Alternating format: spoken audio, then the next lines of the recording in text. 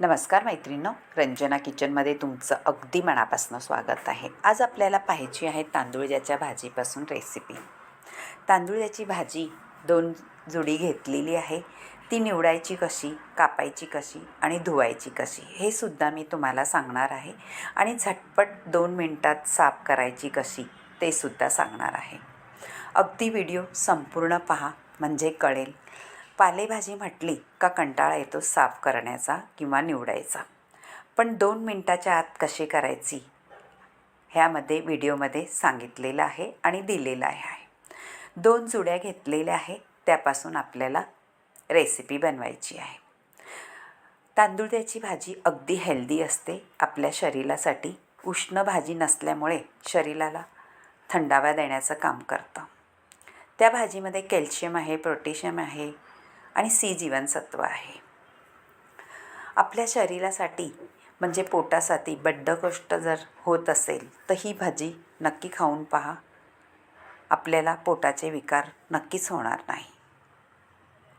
आता आपण एक पेपर घ्यायचा आहे, त्यावरती कटर ठेवायचं आहे आणि आपली भाजी कशी निवडायची ते तुम्हाला सांगणार आहे.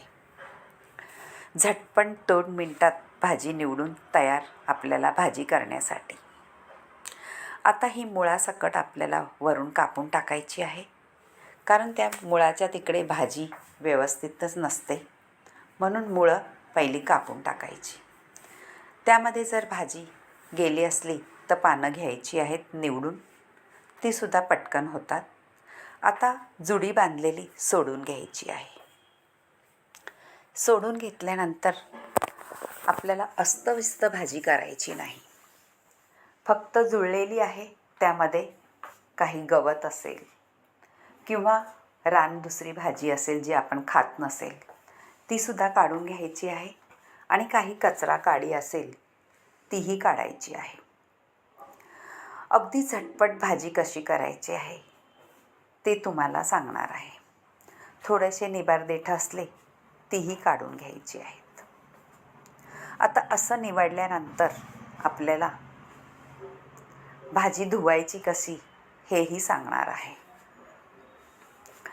कारण ह्याप्रमाणे तुम्ही भाजी निवडली तर 2 मिनटाच्या आत भाजी तुम्ही रेडी कराल भाजी करण्यासाठी. ही भाजी टिफिनलाही देऊ शकता, दुपारच्या रात्रीच्या जेवणातही करू शकता. पालेभाजी ही सगळ्यात उत्तम भाजी ठरलेली आहे. त्यामुळे तांदूळजा हा नक्कीच तुम्ही वृद्ध माणसांना किंवा लहान मुलांनासुद्धा देऊ शकता, कारण ती हेल्दी भाजी आहे. त्यासाठी अपाय तर होतच नाही आपल्या पोटाला, पण शरीरासाठी अगदी उत्तम अशी भाजी मानलेली आहे. आता पाण्यात मोठ्या भांड्यात घालून घ्यायची आहे आणि बुडवून स्वच्छ दोन्ही हाताने चोळून घ्यायची आहे. किती घाण पाणी निघते ते सुद्धा बघा. त्यामुळे आपल्याला 2-3 पाण्याने वर खाली करून अशी हिंदळून चांगली खळखळून धुवून घ्यायची आहे.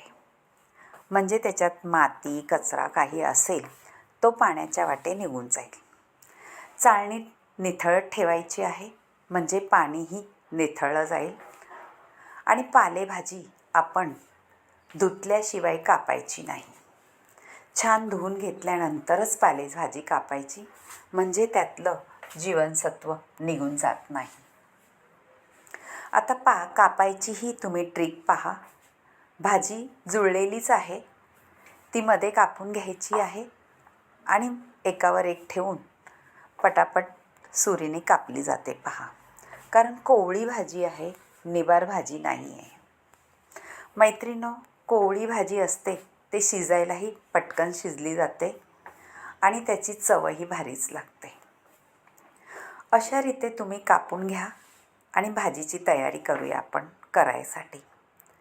त्यासाठी मी घेतलेला आहे भरपूर लसूण, हिरवी मिरची आणि काही पदार्थ घालणार आहे. आपल्याला कांदा वगैरे काही घालायचा नाही. तुम्हाला जर घालायचा असला तर नक्कीच घालू शकता. आता जिरंही घेतलेलं आहे अर्धा चमचा फोडणीसाठी, कारण आपल्याला हेल्दी भाजी बनवायची आहे. आजारी माणसांनीसुद्धा ही भाजी खाल्ली तरी त्यांना अपाय होणार नाही. एक भांडं ठेवलेलं आहे, त्यामध्ये तेल घालून घ्यायचं आहे. तेल घातल्यानंतर गरम होऊन द्यायचं आहे, म्हणजे जिऱ्याची फोडणी अप्रतिम बसते. तेलही आपण 1 चमचाभरच घालायचं आहे. जास्त तेलाचा वापर तुम्हाला करायचा असला तर करू शकता. आता जिरी फोडणीला दिलेली आहे. त्याचा कलर थोडा बदली झाला का आपल्याला लसूणही घालून घ्यायचा आहे. लसूण घातल्यानंतर परतून घ्यायचं आहे आणि आपण मिरच्याही कापून घेतलेल्या आहे, त्यासुद्धा घालून घ्यायच्या आहेत. मिरच्या परतल्यानंतर आपल्याला झटपट मीठ घालायचं आहे चवीनुसार. मैत्रिणींनो, भाजी घालायच्या आधी थोडंसं मीठ घाला. भाजीच्या अंदाजाने नंतरही तुम्हाला मीठ घालूसे वाटलं तर घालू शकता, पण मीठ आधी का घालायचं तेही सांगणार आहे. थोडं मीठ आधी घातल्यानंतर आपली भाजी आपण घालून घेतल्यानंतर पटकन पाणी सुटलं जातं आणि भाजी नरम पडते. म्हणजे आपली कितीही भाजी जास्त असली तर आपल्या पातेल्यात मावू शकते. आता भाजी घातल्यानंतर थोडी थोडी भाजी घालून आपल्याला परतून घ्यायची आहे, कारण मसाला आपल्या सगळीकडे लागला पाहिजे. मसाला म्हणजे हिरवी मिरची, लसूण आणि जिरं, ह्याचा तडका दिलेला आहे आपण ह्या भाजीला. ह्या भाजीमध्ये तुम्ही शेंगदाणेही घालू शकता, कांदा कापून घालू शकता किंवा खोबरंही घालू शकता. पण मी कमीत कमी साहित्यामध्ये करणार आहे,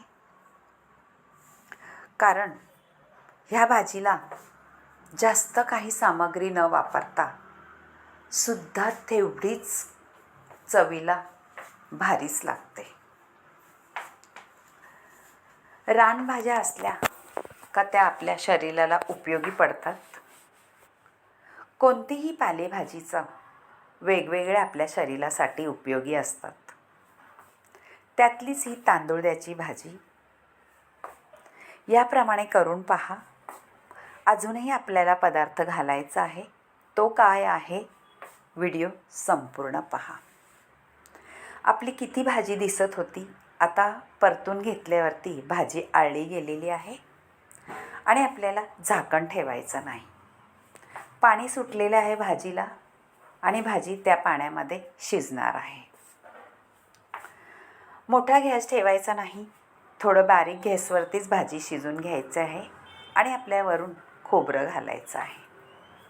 तुमच्याकडे खोबरं असलं तर घालू शकता, नसलं तर शेंगदाणेही घालू शकता.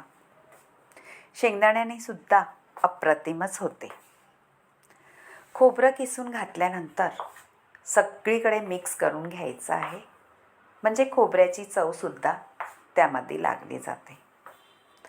मैत्रिणींनो, ही भाजी तुम्ही आठवड्यातनं 2दा जरी खाल्ली तरी आपल्या शरीरासाठी आणि डोळ्यांसाठी, केसांसाठी, बद्धकोष्ठ न होण्यासाठी ही भाजी अगदी उत्तम पर्याय आहे. तुम्ही टिफिनलाही देऊ शकता. 5 मिनिटाच्या आत भाजी होणारी आहे. झटपट करून पहा आणि आवडली तर रंजना किचनला लाईक करा, शेअर करा, कमेंट करा. बाय.